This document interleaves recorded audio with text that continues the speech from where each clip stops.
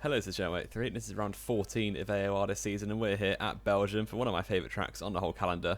And as you can see, it's very overcast in Belgium here, and loading this up. And for qualifying, it actually was due to rain in about 10 minutes, so we've really got to get on with it and set the lap as early as possible. If you missed last video, go and check it out. It was at Hungary. It was a bit of a recovery drive, so yeah, I recommend checking it out. But first lap here, missing the apex turn one ever so slightly, and on the exit, really bad. So I've got to abandon that lap because I would have lost me about at least a second by the time you're at the end of the straight, because you're going to lose time the whole way through.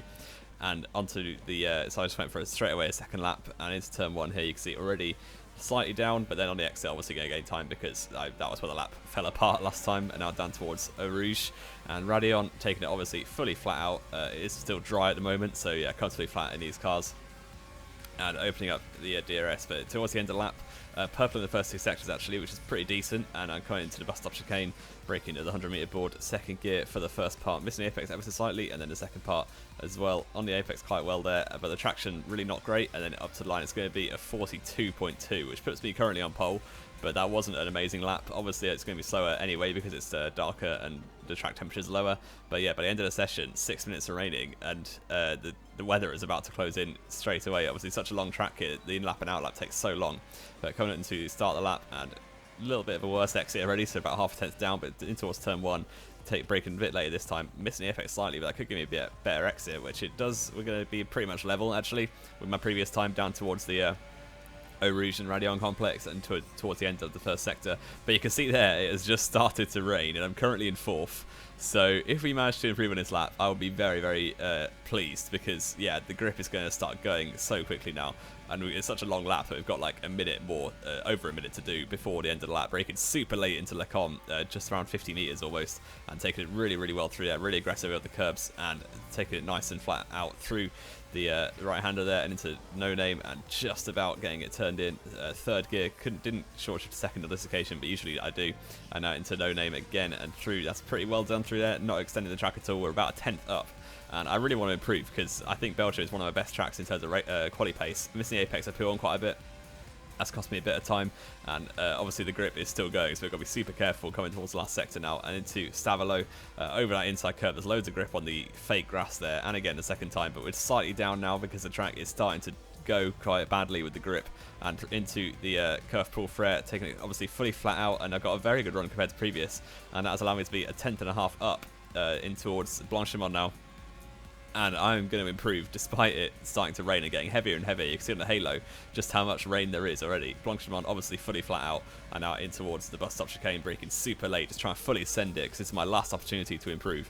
Down to second gear and over the curb for the last corner, and on opening up towards the line straight as possible, and over the line it's going to be a 41.9, a purple final sector, despite it being the wettest for anyone. Like everyone else had a dry track, I was doing it in the wet, so to be fair, a 41.9 is not too bad considering. Obviously, I would have been happier if I got pole, because I think pole was definitely there.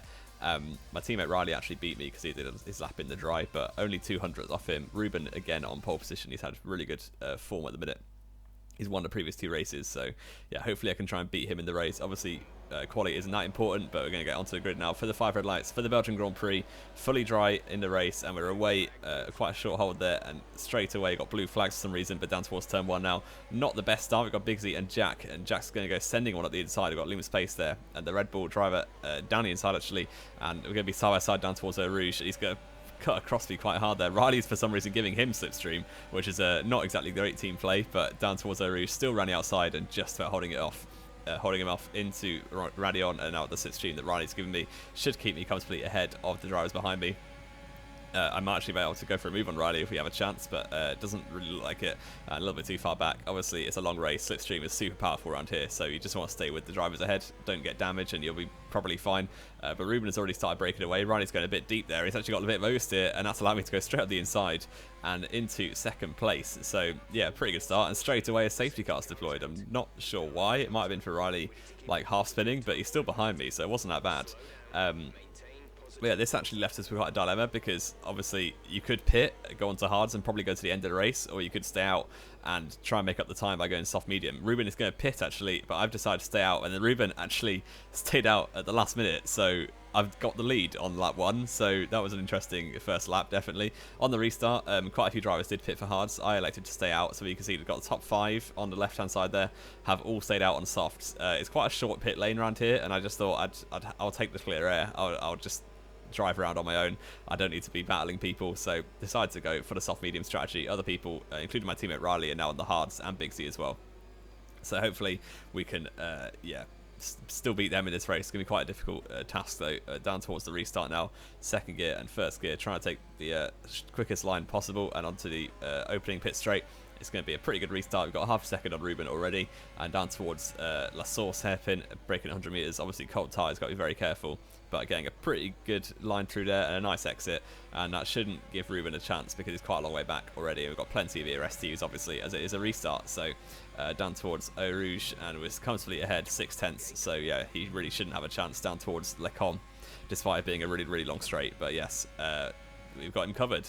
So 5 laps later, no, not 5, sorry, just about DRS being enabled here, and I've already got a gap, so 1.2 seconds, and crucially, Ruben has also got a penalty already. So if I'd know at this point, if I just avoid pens, I'm probably gonna beat him, because even if he passes me, it's really easy to follow around here. And by the end of lap 9, I'm going to pit this lap, I believe, because the tyres are starting to go off, and obviously mediums can comfortably do the 12 laps remaining after this. Ruben actually stayed with me quite well, but you can see Riley and Big Z 12 seconds back, so that I'm probably going to be behind them. It is quite a short pit lane, it's about 15-16 seconds, but yeah, I probably will be behind them. But on medium tyres, which we should close up very quickly, and into the pit lane, breaking down towards 50 mile an hour, getting it slowed down nicely. And I have been absolutely blessed by the VSC coming out at exactly the right time as I enter the pit lane.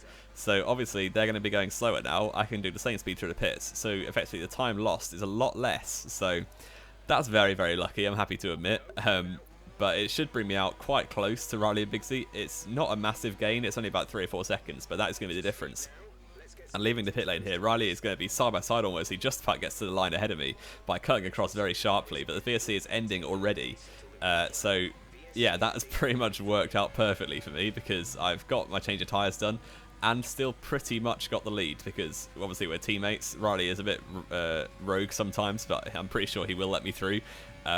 And yeah, Big Z is nowhere to be seen. So I've got 2.5 seconds over Ruben now. So that gap has worked out pretty well for me. And now into Le Com, obviously my tyres are so much better because they're like 9 laps newer and a softer compound. So into the next corner, Riley's going to pull off to the right and let me through into the lead of the race. So that's very helpful.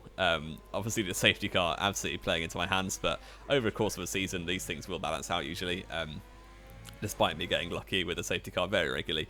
But into the end of lap 13 here, and Ruben is through on Riley as well, but I'm setting a purple lap, pretty much driving on my own. Ruben is slightly quicker than me, you can see. He actually went half a second quicker than me there, but I think he had DRS, which probably explains it. But on lap 18, I was pretty much just driving around on my own.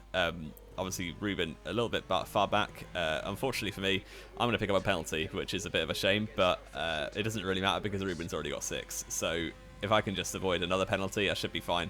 And Ruben's still 1.6 seconds back. But by the end of the race, actually, nothing much happened, obviously. But I've been using my ERS. Ruben's obviously been saving his for the end, which is a tactic that I probably should use more. But yeah, me and Ruben really in a class of our own with 20 seconds ahead of the next driver. And Ruben in the DRS, unfortunately, because I've not been managing my ERS very well. So he's going to have a chance now down towards Le Com because it's the last lap of the race, and yeah, he's obviously going to send it whatever happens. Despite him having more penalties, he's probably going to try and win it on track. And you can see he is coming very quickly under DRS and down towards the next corner. I'm going defensive, used absolutely everything in my ERS, but down towards Le Com, a little bit of contact, almost spinning out. I've actually had a very similar incident there before, back in season 17, where I did spin out. So this time a little bit of experience in that situation. Just don't crash on the last lap and you'll be fine. So yeah, I'm not too bothered really that he passed me. Obviously I'd prefer to win on track, but with this extra penalty, and that's probably a warning there for him as well. But down towards Pool on a little bit of a run, but nothing really doing. Ruben probably is the faster driver than me, but yeah, around this circuit on this race, I did drive a very good race. So as long as I don't get 2 warnings or 3 warnings in the last lap, I'm probably going to win this race. And it's been a very, very fun race because obviously it went by quite quickly with me just leading most of it. But yeah, very fun trading lap times to Ruben the whole way through and into towards the last sector now. And staying in the slipstream, it's stupidly easy to follow, as I said, because the straight is just so long around here. into the Blanchimont for the final time. Gaining quite a bit actually, so I could potentially go for move, but I just didn't think it was worth the risk, because imagine crashing at this point and then you got like the whole race just wasted and not even going to win. So into the bus stop chicane, and Ruben is going to come across the line to win the race, but with his extra penalty, I'm going to take the victory on the penalties by 2.7 seconds, so very happy with that. My first win since Austria, so very happy, not winning a little bit of a time, but yeah, my team at Riley ended up on the podium as well, so well done to him on a 2-stop strategy. But this would actually end up being my final race in F2, because Tier 1, AOR Tier 1 had a lot of drivers leave throughout the season, so we decided that it was helpful that if me and Ruben and Daigoro, actually, who finished 4th, would move up to Tier 1, because just to help the numbers, you can see we had 18 drivers in F2, so it's not going to be much of a problem for 3 of us to leave. And yeah, this would be my last race in Tier 2, so it's been a very fun season overall. I'm leading the championship by I think 65 points or something like that. Obviously, I could still win the title because Ruben's coming up too. I think Bigsy will be the biggest competitor, so if I do end up winning the title despite missing like 8 races at the end, I will be incredibly surprised, but I doubt it will happen. But yeah, we'll keep an eye on it. But from now on, we'll be watching an AOR Tier 1 driver, which I never thought would happen. But this is how 2020 is going, 2021 is going even. So I hope you enjoyed this video. I hope you keep subscribed for the next races, which will be an AOR Tier 1, which is very exciting. And yeah, if you have, then leave a like, subscribe if you're around here. And this is Joe 83, and I will see you next time.